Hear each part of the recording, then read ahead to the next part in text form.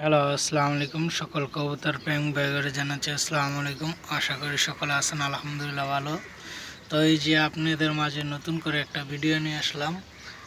এই যে নর আর এই যে মাদি, এই জোড়ার দেখছিলেন কয়েকবার।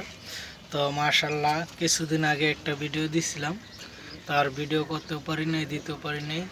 এই যে এটার নিচে এক পেয়ারের ডিম নিয়ে বসছে। মাশাআল্লাহ, আল্লাহর অশেষ মেহেরবান। আর আমার সবগুলা বেবি আল্লাহর রহমতে আপনার 8 জোড়া বসাইছি। 8 জোড়ার ভিতরে এক জোড়া এই যে জাগ জোড়া এক ডিম পাচ্ছিল, এক ডিম পাইরা আর এক ডিম পারে নাই, একটু দুর্বলতার কারণে শরীরের।